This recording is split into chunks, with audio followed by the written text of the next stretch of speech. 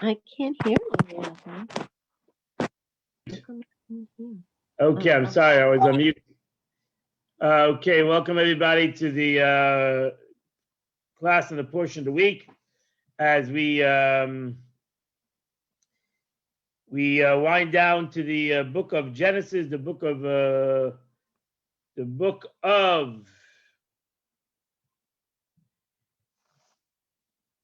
Genesis, the book of Bereshis, and we are holding the last two parshas, Vayigash, Vayichi. We are in this week's parsha. In general, we are introduced to the drama of Yosef and his brothers as he forces his brothers to come down to the land of Egypt. And he ultimately forces his brother Judah, to stand up and fight for his younger brother, Binyamin.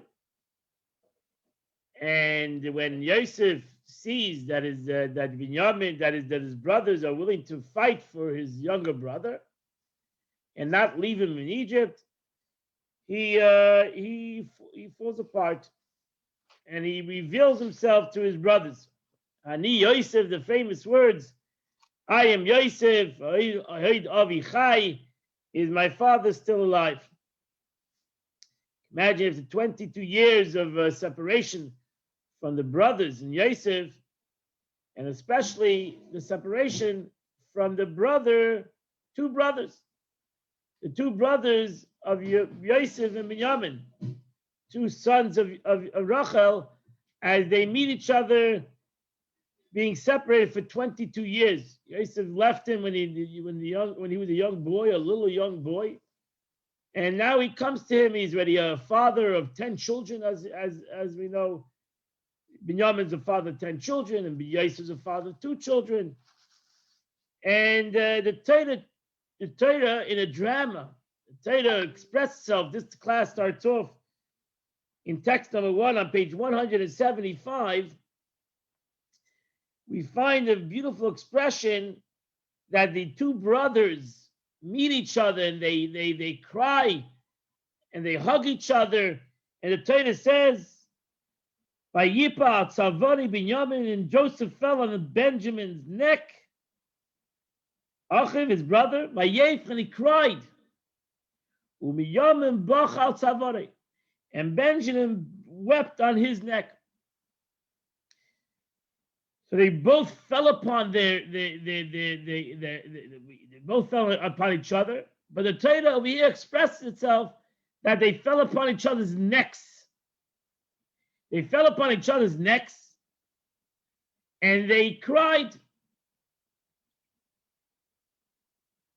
And the Torah tells us that each one cried on the other one's neck. This is a sikh of the Rebbe, which the Rebbe goes into the Rashi of this pasuk, of this verse, Genesis 45, verse 14.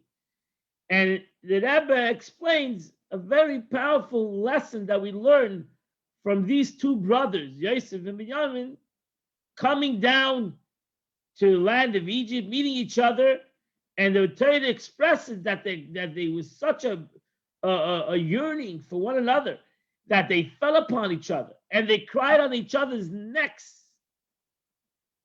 Truth is that the word savore is necks. It's a plural. Savorov is his neck, but savore, it says by Benjamin on his necks. You can translate, some translate his neck, but savore can mean two necks. They fell upon two necks.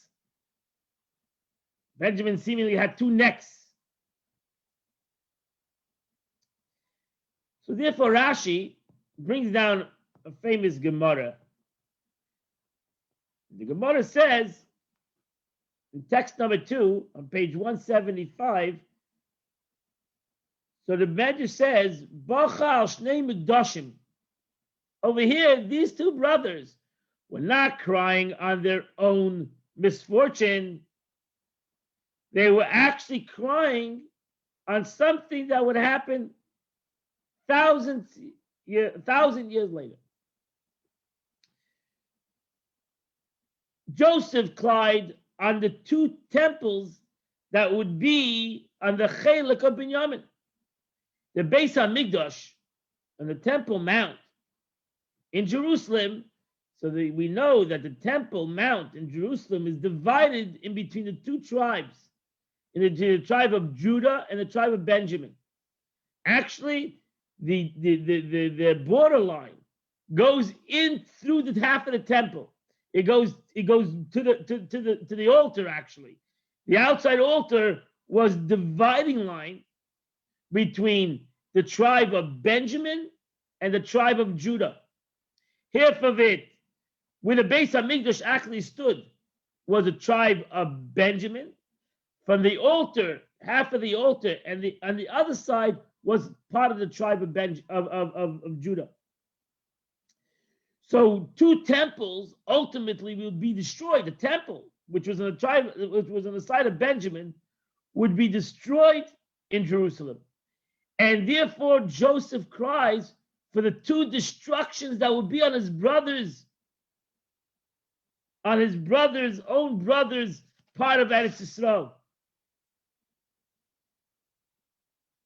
in his territory. The same verse continues, and Benjamin wept on his neck. Why? Because Benjamin cried over the tabernacle of Shiloh that was destined to be in the tribal territory of Joseph and was destined to be destroyed.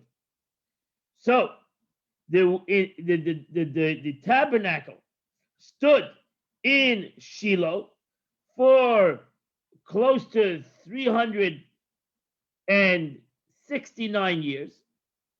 I mean, after the Jewish people came into the land of Israel, the Mishkan was first in Gilgal, and then it came to Shiloh, and from there it was destroyed, and it was built in Noiv, and then they went to Givon, and then from Givon it went to Yerushalayim, to Jerusalem.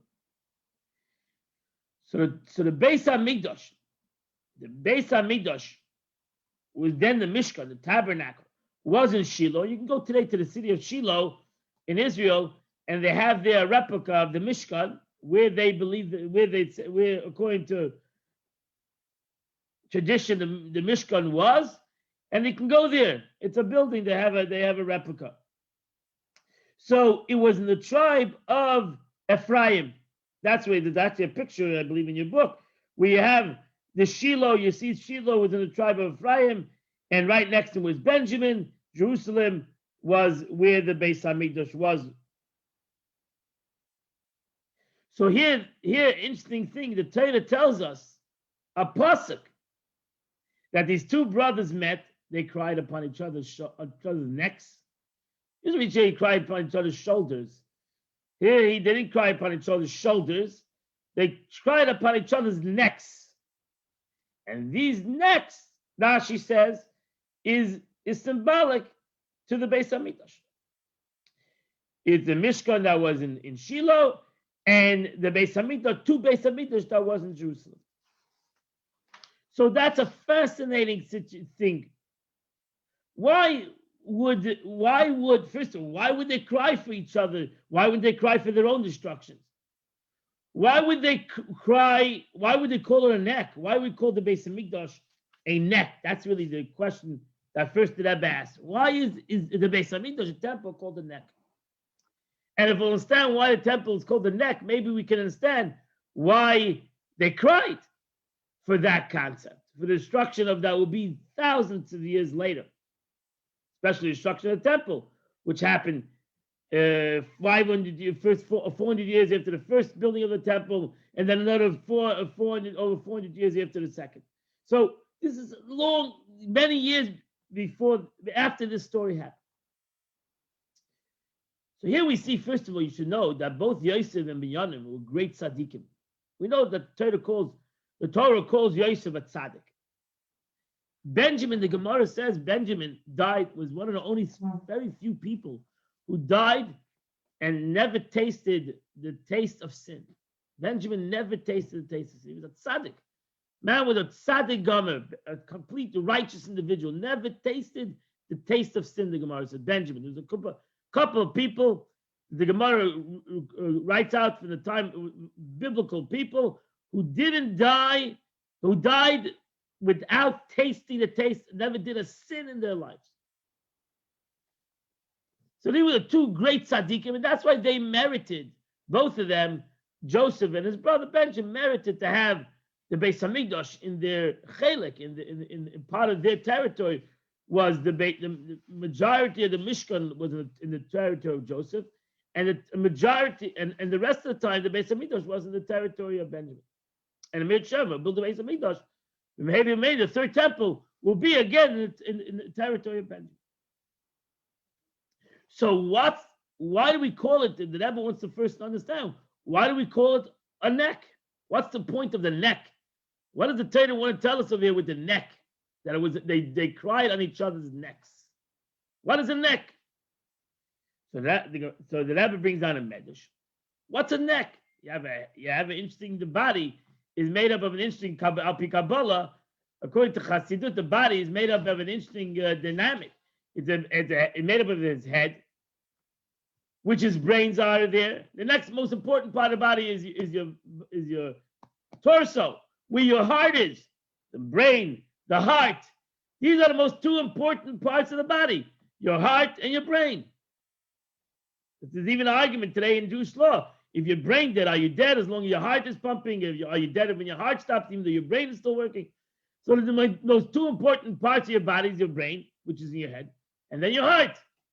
Those are the two most important parts. What is dividing between the brain, between the head and the body, is your tzaver, is your neck.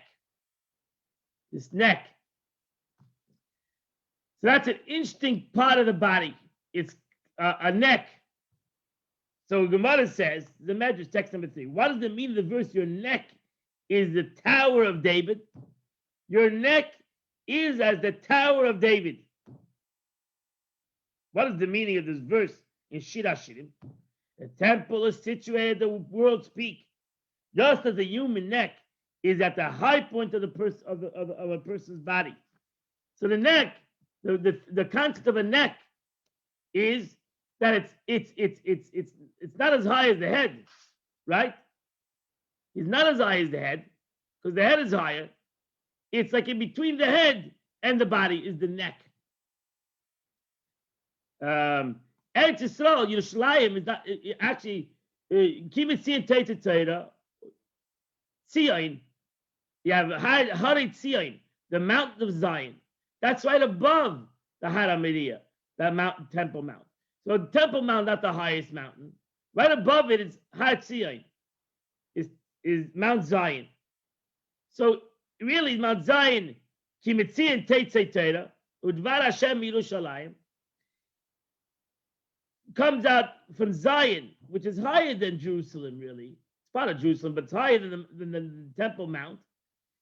Comes out to Torah, but the Tzavar, so the Shir Hashirim, King Solomon says that the temple is compared to a Tzavar.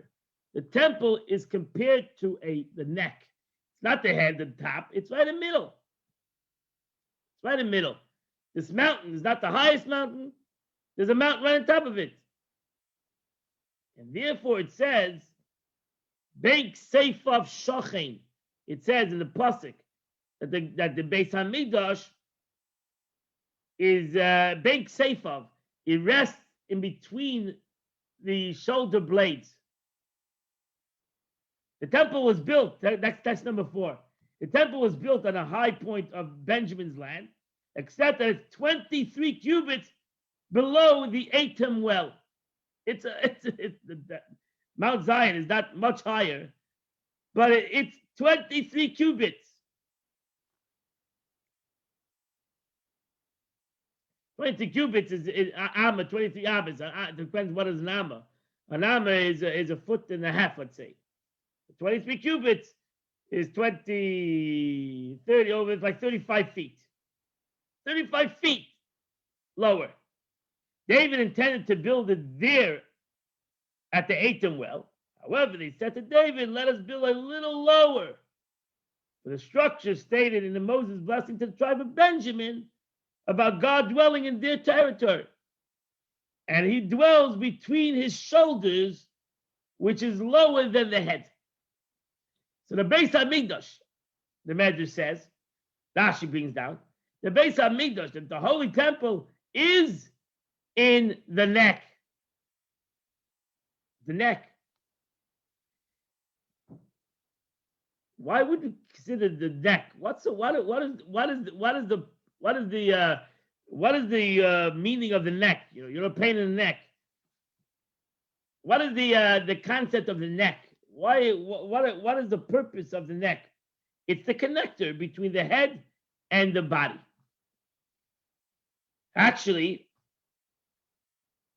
Mitzrayim is also it's called the Gemara. Mitzrayim, Egypt, is called Meitzer Hagorin, the constriction of the neck. Meitzer Hagorin, the constriction of the neck. That means I have a head, and then I have a body. I have a head, never have a heart.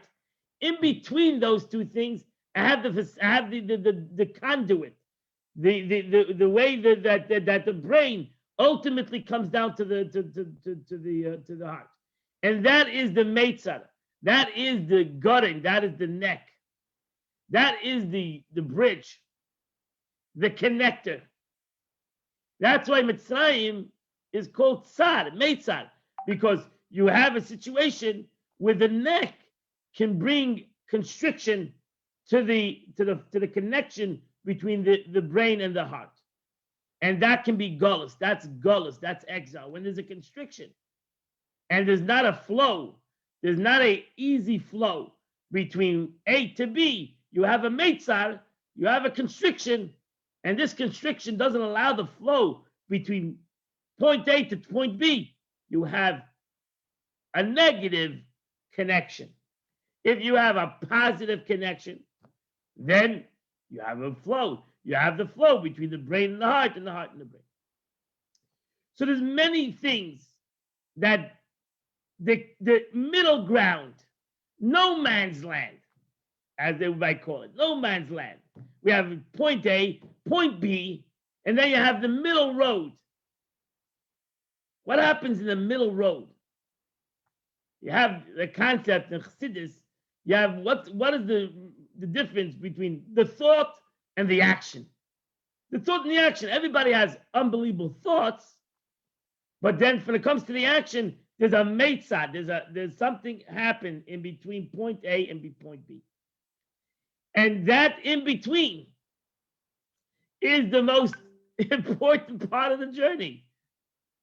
I was by a funeral. They said on a matzeva, they usually write the day of birth and the day of death, and then they have this little dot in between, or a line in between. And the rabbi said, people think the most important day is the day of birth and the day of passing, but really the most important line is that line. What happens in between these two unbelievable happenings, the day of birth and the day of the opposite, the day of death? It's really that little line, that little dot over there. What happened in that period? That period of the shus, of no man's land. What happens in between? That's the tzaver.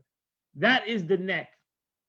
So the Alter Rebbe would say, Me'ach shalat al alev, mind over matter is a great motto, is a great statement, is a great philosophy. The problem is there's a tzaver, there's a neck. And the neck is what connects the mind to the matter, the mind and the emotions. And it all depends on that neck, that not physical neck, but that spiritual neck, so to say, that spiritual distance between A to Z.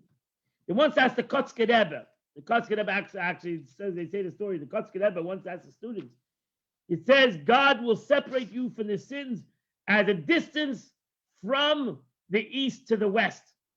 So he asked the question, how far is the east to the west?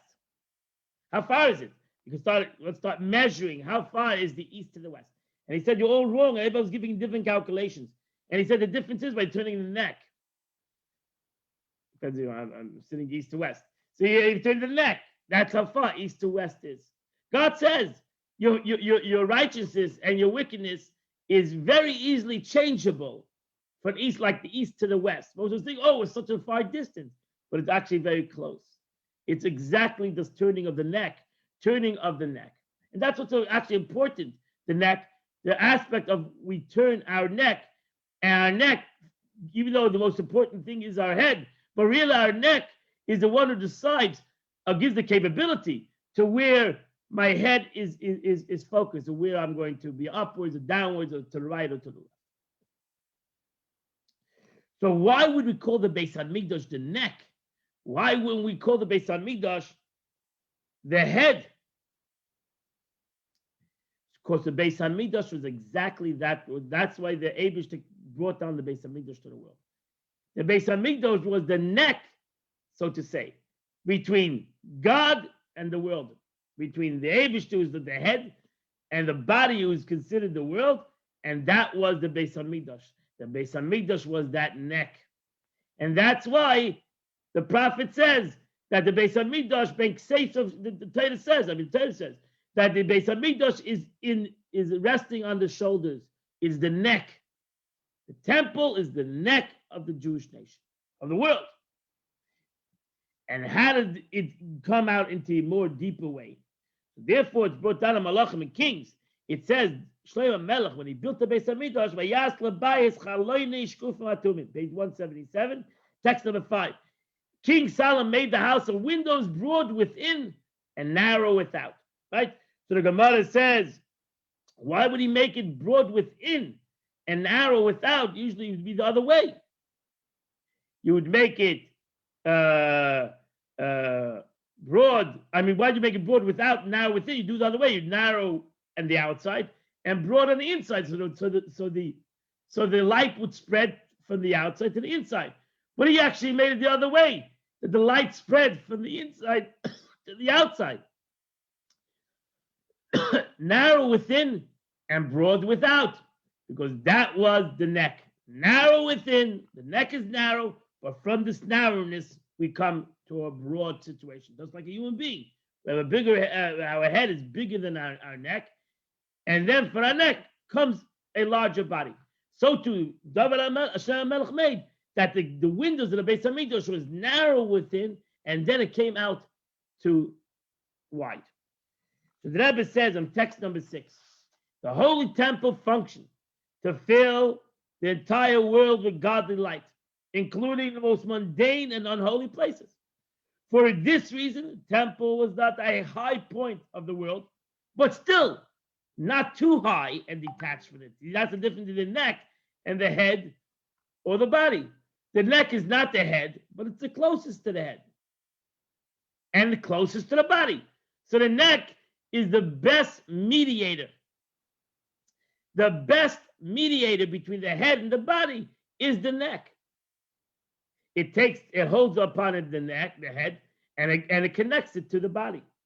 For it to illuminate the world, the temple had to be lowered to the place it was meant to impact, just as a neck. The bridge between the head and the body need to be near the torso to connect it with the elevated brain, making them one. So here, the Rebbe explains the pasuk bank safe of shochen, that the Beis Hamikdash is compared to the neck, because the Beis Hamikdash is the unifier. He connects God, who is the head, to the Jewish people, to the world at large, which is the body. Same holds true to the mini temple found within all of us.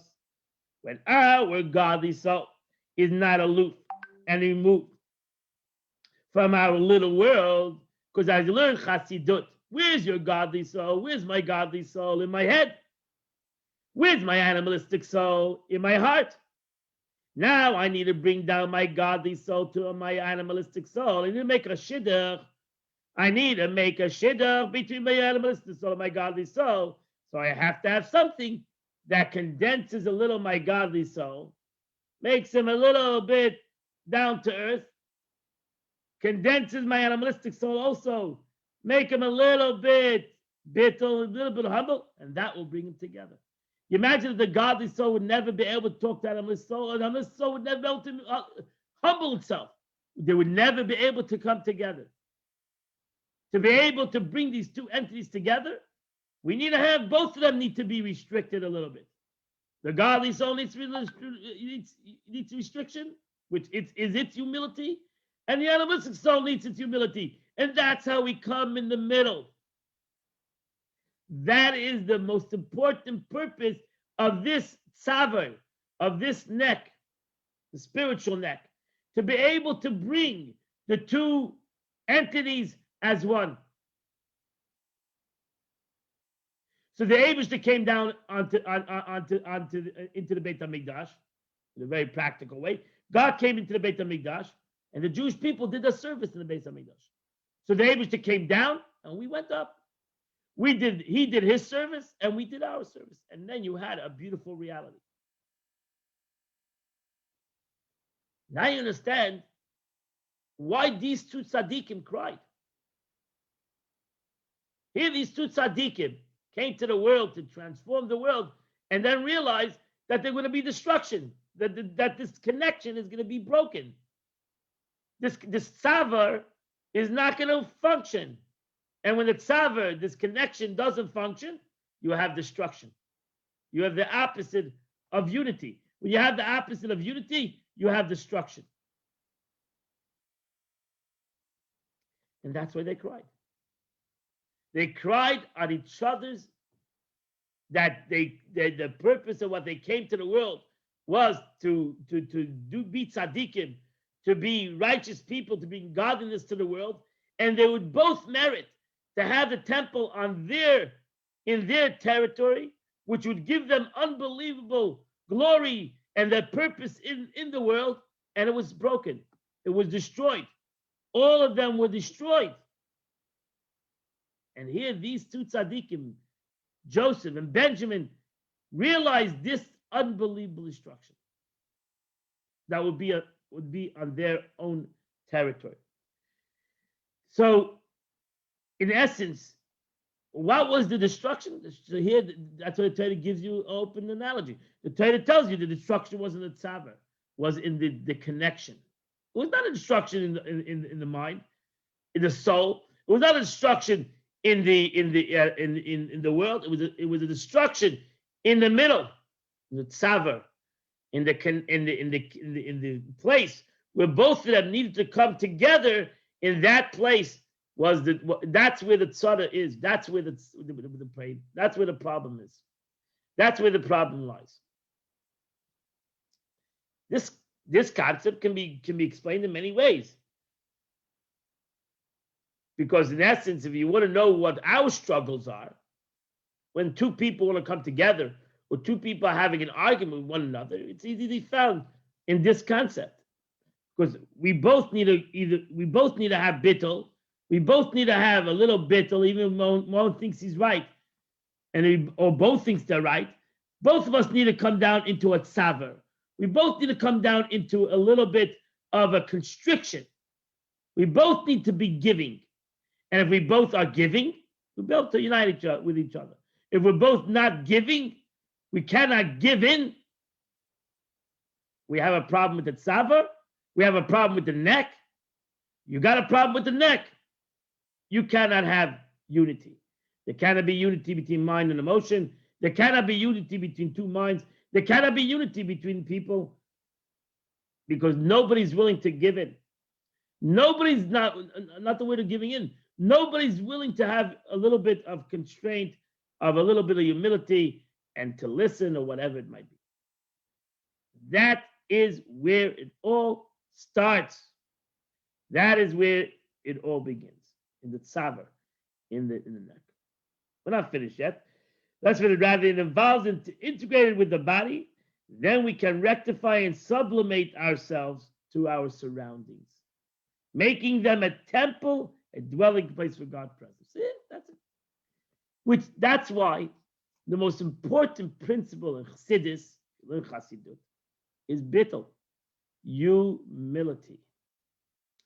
The biggest thing, Alter Rebbe and many different Maimarim, discourses of the Rabbeim tell us, our biggest struggle in life is ego, is our ego, gasus, our ego.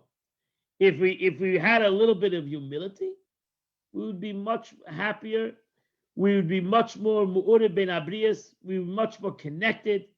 We would much more integrated one another. We would be We would be there for one another. But we have all a little bit of what's called in the Torah a little bit of yeast. That's why Pesach is prohibited. We have a little bit soil, a little bit of yeast that creates an egotistical situation. And every person in his situation, So that's why it's called a pain in the neck. You're a pain in the neck. I don't know if that's why it's called. I just made that up right now. It's called a pain in the neck. Why? Because you cannot give in for whatever reason. The struggle that we're having with one another, or the struggle that I'm having with my nefesh habahamis, my animal soul, is a pain in the neck.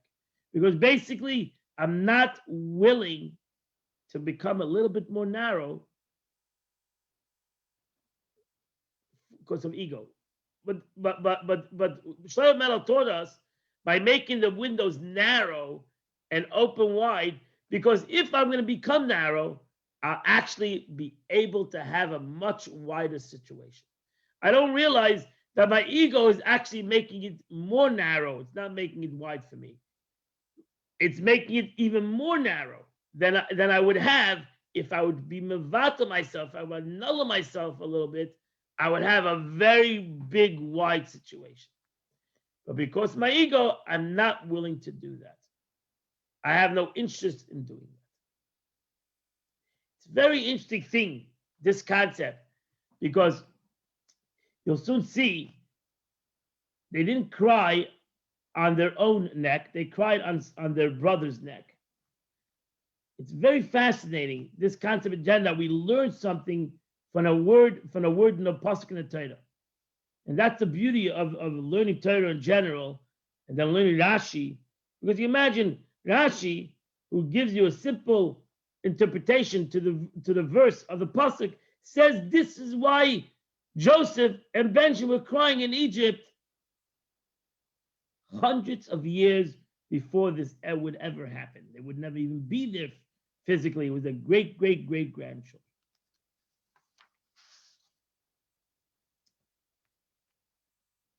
Therefore, in text number 7, this is a very powerful Pirkei Avos, ethics of our father. It's very important. This Mishnah is an important Mishnah, and again, I believe that I would be would all be happier if we would follow this Mishnah. Simple Mishnah. It says, Rab Tarfon used to say, text number 7, page 179. It's not your duty to finish the work, but neither are your liberty to neglect it. It's not important the beginning and the end per se. It's not important the date of birth and the date of death.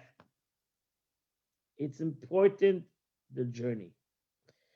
That's what Rab Tarfon tells us. It's important the journey. That's what's important to Yiddishkeit, to God, is the journey that each and every one of us takes. We get stuck in the beginning and the end of the job. And we think if we don't complete the job, we are losers. And the Torah of Tarfon says that's wrong. That's my Yetzer Hara. My evil inclination is trying to impress upon me that is what's important. No, the most important thing is a tzaver, is in between the head and the body, is the journey of the brain to the body. That's the most important thing. And if I have a good journey, I don't have to worry about the head and the emotions. If I don't have a good journey, that's what I have to worry about. But neither are you limited to neglect. If you study much Torah, you shall receive much reward. Faithful is your employer to pay you. Faithful is your employer, which is God, to pay you your compensation for your labor. And know that the grant of the reward unto the righteous is the world to come. So really, There's no reward, Rab Tarfon says, in this world. The ultimate reward is 120 years, either 120 years after life, or a world to come as Mashiach comes. So that's really the end. That's really the end of the journey. So that gives us an interesting perspective of this pasuk. We just said in one pasuk that these two brothers met and they fell on each other's necks. But it was not enough that the verse says, and they cried. The verse then goes on to say they cried. What were they crying about? Why did they cry? What was the purpose of them crying?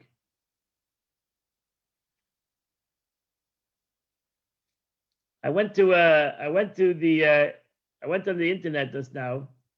I typed in, what do you gain by crying? I Googled it. What do you gain by crying?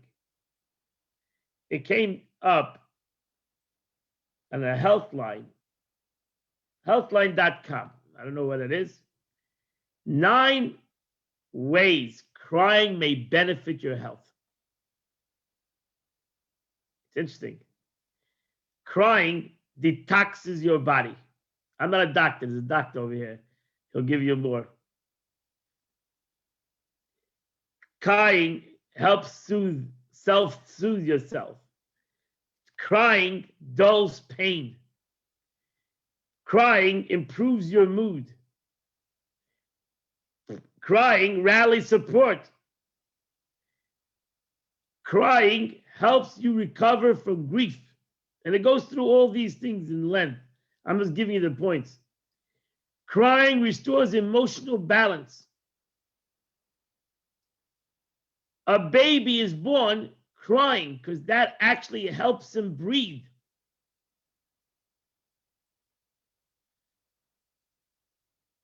And he goes on and on. Let's see what the Torah says about crying. What do we cry for? The pasuk in Tehillim, King David says in Tehillim, in text number 8, in chapter 42, verse 4, David says, Hoisili dimasi lechem. My tears were bread for me day and night. My tears were bread for me day and night. When they would say to me all day, where is your God? David HaMelech, we all know the victories of David HaMelech and the greatness of David HaMelech, but he had a hard life. He had a hard life. And David HaMelech expressed himself in this capital, in this chapter of Psalms, that he cried day and night. He cried. And it's interesting, the Gemara, the Rashi, on this pasuk in text number 8b, Rashi explains this verse. Why did David HaMelech cry? And David HaMelech said, my tears are bread for me. My tears were bread for me. Why? So Rashi says, for here we derive that the stress satiates a person.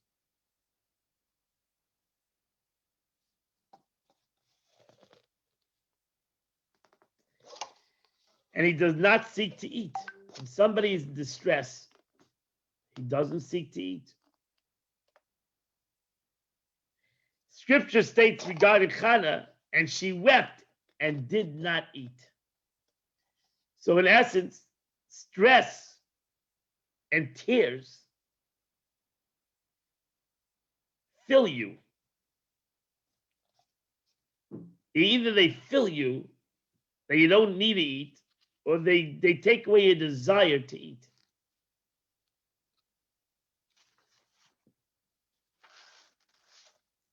What is the meaning of that? We're talking about Chassidus according to Torah. What is the meaning of all this? So here the Rebbe, the Tzemach Tzedek, the third Lubavitcher Rebbe, in text number 9 says as follows. He says, to explain why crying slightly lessens one's pain and hunger. When you're in tears, you may come to realize that God hears your cry and will surely bring you salvation. Because the Talmud teaches, even the gates of prayers are locked. The gates of tears remain open.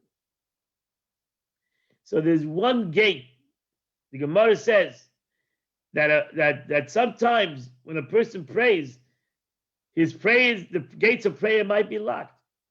Like Nila, we close the gates of prayers are locked. After they close the gate, that's what it's called, the last prayer, it's closing of the gates. But the gates of tears are never locked. For this reason, tears can be satiating. That's what it means. Satiating doesn't mean because it helps. When a person is confident that his desire will be fulfilled, it's like a bread that fills him with content. And he is no longer hungry, even for physical food. So tears. So the Tzemach Tzedek says, that's what David HaMelech says. David HaMelech says that my tears, when I cried, I knew God was there for my prayers. Like bread filled me, my tears filled me. Alternatively, the Rebbe continues, when a person is in distress, the lack of hunger is because they are simply sapped of strength to desire anything. One can only want when they feel themselves to be something of value. But when they are at a low point, God forbid, a person can feel so pathetic and worthless they can't even have a craving. The latter explanation the Rebbe says the latter explanation seems to be the simple reading of Rashi. So Rashi says, Tzara misaves Adam. That's in the previous text, 8b. My tears are bread to me, for we derive that distress satiates a person, for he does not seek to eat.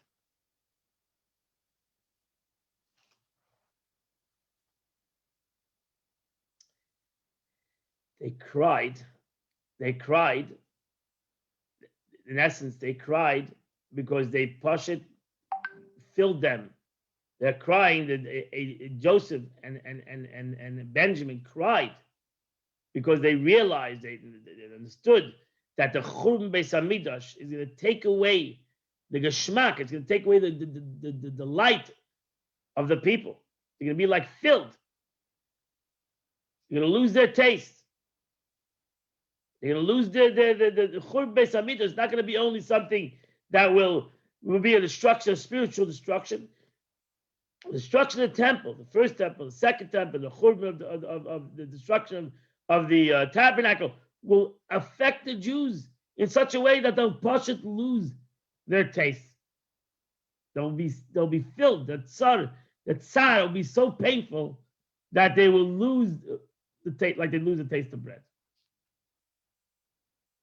Okay. So maybe we should all sit and cry for the destruction of the temple. We do that on Tisha B'Av. Alter Rebbe said, if the halacha didn't say that on Tisha B'Av you shouldn't eat, who could eat on Tisha B'Av? The destruction of the temple. How's it possible to eat on Tisha B'Av when the destruction of the temple? If halacha the Torah wouldn't say you shouldn't eat on Yom Kippur, who would be able to eat on Yom Kippur when there's a day of judgment? So both of these days should put fear in a person. The day of judgment in Kippur puts fear of the day of judgment. Who's going to live, who's going to die? God forbid. And the day of Tisha B'Av, the day of destruction of the first temple and the second temple. Both of these days are days that Pashut take away the taste of a human being to enjoy food. So should we cry? So here the Torah tells us an interesting thing, that they actually didn't cry on their own tzad. Joseph did not cry on his destruction. Neither did Benjamin cry on his destruction. They cried on the other one's destruction. They did cry, but not on their own destruction. They cried on the other one's destruction. Joseph cried under Benjamin's instructions, and Benjamin cried on Joseph's instruction. Why? Because ultimately crying doesn't help. Ultimately, crying taka takes away it's soothing maybe, but crying, but it's just for the moment. Crying doesn't help when it comes to oneself. Ultimately, if there's a tsar, if there's a pain, if there's an issue, the only thing that helps is a person changing the situation or changing himself. And therefore, text number 10, the Rebbe writes, my revered father, the Rebbe Rashab, writes in one of his letters, one action is better than 1,000 sighs. Our God is alive, and the Torah and the mitzvahs are eternal. Abundant sighing. Apply yourself diligently to practical action, and God will be gracious to you. So there is a time to cry for somebody else, for sure, because you cry that he shouldn't have to even sigh. Why would I want anybody to sigh? Why would I want anybody to have to go through any tzad in life? I don't want anybody to go through any tzad in life. And nobody should say, oh, you deserve such a tzad. God forbid. I cry, and everybody should cry for the tzad of another person. But for yourself, you got to do something about it. And therefore, the Rebbe writes in text number 11. When you have already done whatever you can do to help your friend, yet you see that his temple is still in ruins, that should be profoundly affect to you to the point of crying. If you cannot cry for somebody else's tzar, that means you don't feel his tzar. You don't feel his pain. If you feel the pain, you would cry. The story is told of the Rebbe, the Mittel Rebbe, when he used to fight with the Russian authorities concerning Jewish education. They wanted to change the Jewish education in schools. They used to travel to the capital to argue with the ministers. And then once a group of rabbis went to the capital, and they were arguing with them. And that meeting, the Mittel Rebbe, the second Lubavitcher Rebbe, couldn't get to the meeting. When the rabbis met him later on in the hotel, he asked them, how did the meeting go? They said it went terrible. So he asked, did any of you start to cry? Did any of you faint? No. They said no. We argued. So that's the problem. Problem is, nobody started to cry. Nobody felt the pain of this judgment. Yeah, we'll intellectualize everything. We're gonna keep it in the mind. We'll keep it an intellectual concept. No, you have to cry. We need to cry for the destruction, for when somebody else is in pain. We need to cry for the gullus that we are in. You need to cry. However, when it comes to your own temple, you cannot be satisfied with the sighing and crying about its destruction. Instead, you must do everything in your power to rebuild your spiritual edifice through personal growth and freeing your soul to express itself. Indeed, tears that stem from a deep desire to return to God can themselves be redeeming and instrumental to the reconstruction of your psyche. But at times, tears are precisely what hold us back and weaken us. We become distracted from rebuilding our temple because we fool ourselves into seeing our tears as actual progress, when in reality, no progress has been made.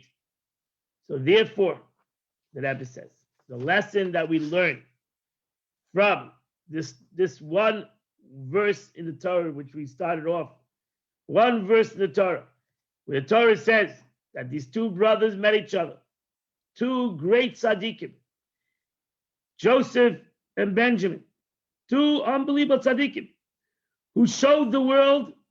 Joseph showed that the world, even though he got involved with every aspect of the world and became a viceroy of Egypt, he was still a tzaddik. He was still a total righteous individual.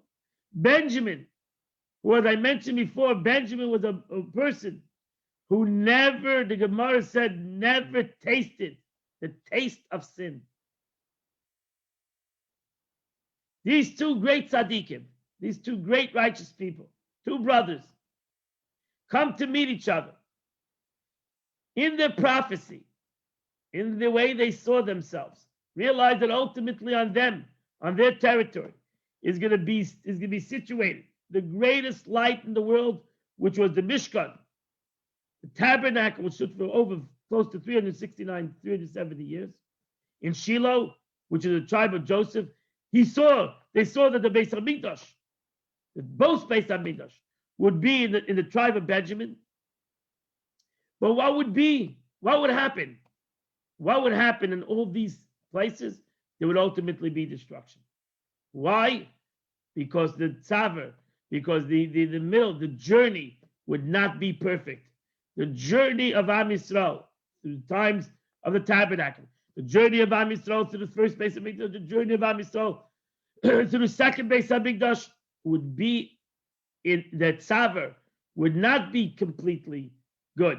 Their journey would not be complete. The building would be beautiful, but the journey would not be perfect. Would bring destruction to the Jewish people, and all these three temples would be destroyed. Ultimately, they cried over that, not over their own destructions, but over another person's destruction.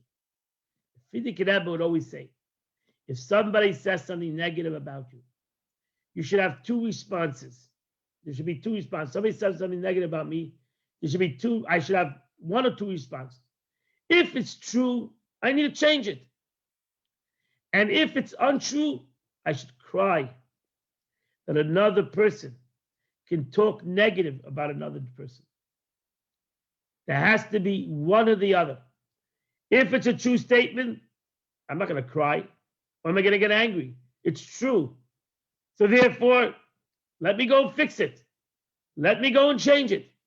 And if it's not true, I should cry that God forbid, there can be another human being who talks negative, who says lashon hara, who says untruth about another person and about me.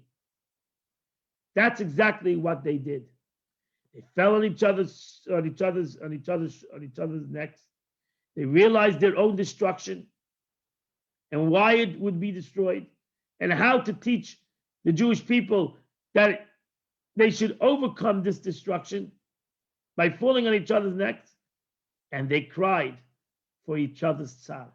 They cried not for their own tzar. They cried for their brother's tzar. That's the way the Rebbe says. The one pasuk over here teaches us in our own lives how we should respond to tzar, to pain of our own pain, or tzar of somebody else. Either my own pain or somebody else, I should first try to fix it. Of somebody else, I should cry. I should cry and beg the Eibishter, pray to God that God should heal him. God should help him. God should get him out of this sad. God should get him out of his pain. God should get him out of his troubles. And that's the way I need to respond. That's the beauty of this story. And that's the sikha of the Rebbe in 55 minutes. I wish you all a wonderful night.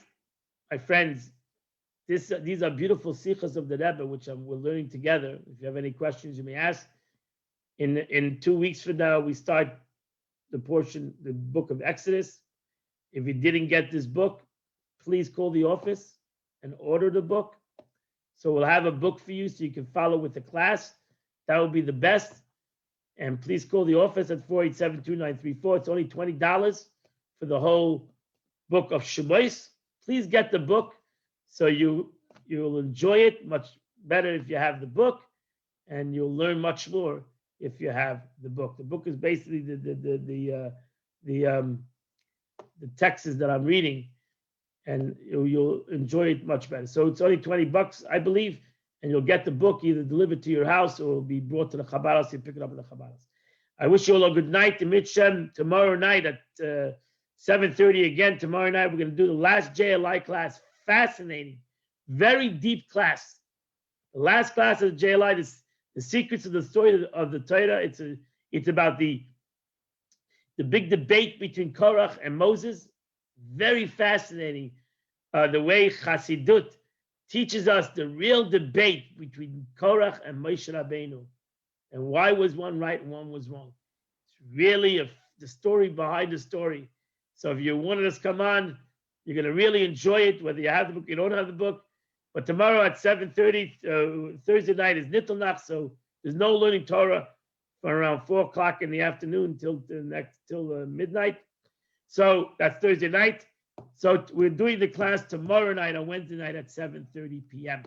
You're all welcome to come. It's going to be on Zoom or at the Chabad house. You can come at the Chabad house. Yes? The same Zoom as this one? Yes, the same Zoom as this one at 7:30. All my classes are in the exact same Zoom. So this is my number. So why can't you learn Thursday night? I'm confused. It's called Nittelnacht. It's the eve of the 25th, and we don't learn Torah. Oh. Not to give him any kind of a yanika, any kind of connection to Torah, as he was a Jew.